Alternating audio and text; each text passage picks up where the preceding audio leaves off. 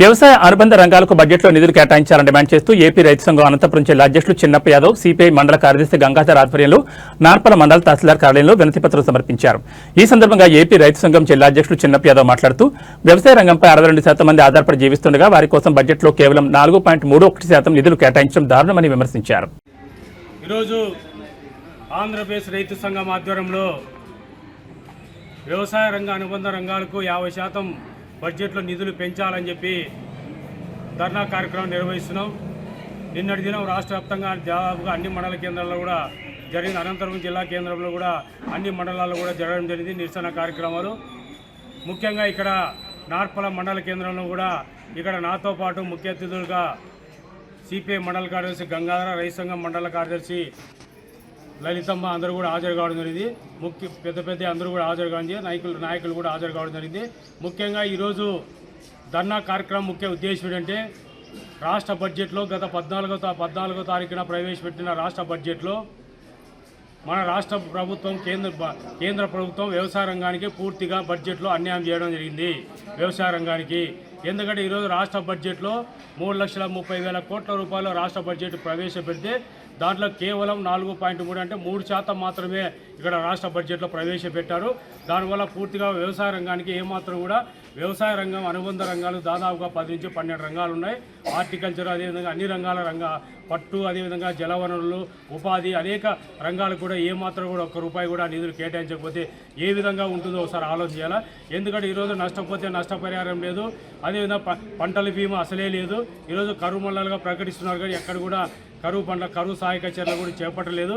కాబట్టి ఒకటే డిమాండ్ చేస్తారు, ఇది అన్నదాత సుఖీభావ కూడా దాదాపుగా 900 కోట్ల పైన అవసరమైతే 660 కోట్లు మాత్రమే ఇక్కడ కేటాయించడం జరిగింది. అందుకోసం మేము డిమాండ్ చేస్తున్నాం, ఈ వ్యవసాయ అనుబంధ రంగాలకు మనం నిధులు ఖచ్చితంగా పెంచాల్సిన బాధ్యత ఈ రాష్ట్ర ప్రభుత్వానికి ఉంది, కేంద్ర ప్రభుత్వానికి ఉంది. కేంద్ర ప్రభుత్వాన్ని కూడా రాష్ట్ర ప్రభుత్వం అడగాల్సిన అవసరం ఉంది అని కూడా ఈ సందర్భంగా చెప్తున్నాం. అందుకోసం మేము ఒకటే డిమాండ్ చేస్తున్నాం, వ్యవసాయ అనుబంధ రంగాలకు ఖచ్చితంగా బడ్జెట్లో మీరు ఎంత ప్రవేశపెట్టారో దాంట్లో 50% మాత్రం ఖచ్చితంగా రాష్ట్ర బడ్జెట్లో వ్యవసాయానికి ఖచ్చితంగా బడ్జెట్లో కేటాయించాలని చెప్పి కూడా ఆంధ్రప్రదేశ్ రైతు సంఘంగా డిమాండ్ చేస్తున్నాం. ఈరోజు ఉపాధి హామీ పథకం కూడా పూర్తిగా నిధులు కూడా తగ్గించుకొని పోవడం జరుగుతుంది.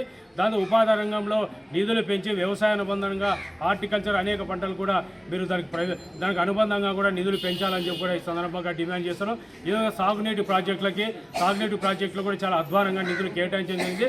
సాగునీటి ప్రాజెక్టులు కూడా పెద్ద ఎత్తున నిధులు కేటాయించి కాలువలు పూడికితీతలు, అదేవిధంగా కాలువల మరమ్మతులు, గేట్లు మరమ్మతులు కూడా చేయాల్సిన బాధ్యత ఉంది. చివరి ఆయకట్టు వరకు నీళ్లు పోవాలంటే ఖచ్చితంగా సాగునీటి రంగ ప్రాజెక్టులకి ఖచ్చితంగా నిధులు కేటాయించాలి, నిధులు పెంచాలని చెప్పి ఈ సందర్భంగా డిమాండ్ చేస్తున్నాం. అంతేకాకుండా ఈరోజు ఈ వ్యవసాయ రంగాలు, అనుబంధ రంగాలతో కూడా అనేక సమస్యలు కూడా ఈ మండలంలో తీస్తా వేశాయి. ఎందుకంటే దాదాపుగా చూస్తున్నాం, ఈ మండలానికి తహసీల్దార్ లేకపోవడం చాలా దుర్మార్గమైన విషయం. ఎందుకంటే ఈరోజు ఆర్డీఓ గారు కావచ్చు, కలెక్టర్ గారు కావచ్చు, ఎవరు కూడా పట్టించుకోవడం లేదు. ఒకసారి ఆలోచన చేయాలి పెద్ద మండలం నియోజకవర్గంలోనే. ఎందుకంటే ఎక్కువ 32 గ్రామాలు ఉన్న ఈ 32 గ్రామాల నార్పల మండలానికి ఎంఆర్ఓ లేడంటే చాలా సిగ్గుచేటు. ఇప్పుడైనా ఆలోచన చేయాలి రెవెన్యూ అధికారులు, జిల్లా రెవెన్యూ అధికారులు ఒకసారి ఆలోచన చేసి ఖచ్చితంగా తక్షణమే మండల రెవెన్యూ తహసీల్దార్ గారిని అపాయింట్మెంట్ చేయాలి. అదేవిధంగా డీటీ కూడా ఇక్కడ సెలవులో ఉన్నారని చెప్తున్నారు కూడా వాళ్ళని కూడా భర్తీ చేయాలని చెప్పి కూడా ఈ సందర్భంగా డిమాండ్ చేస్తున్నాం. ఎందుకంటే పాలన పడికేసింది. ఏ సర్టిఫికెట్ కావాలన్నా కూడా, ఇన్కమ్ కావాలన్నా, క్యాస్ట్ కావాలన్నా కూడా రైతులు చాలామంది విద్యార్థులు కనుక తిరిగి వెళ్ళడం జరుగుతుంది. ఇప్పటికైనా ప్రజాప్రతినిధులు, పాలకులు ఆలోచన చేసి నార్పల మండలానికి ఖచ్చితంగా ఎంఆర్ఓ గారిని, డిప్యూటీ ఎంఆర్ఓ గారిని ఖచ్చితంగా అపాయింట్మెంట్ చేయాలని చెప్పి ఈ సందర్భంగా డిమాండ్ చేస్తాం.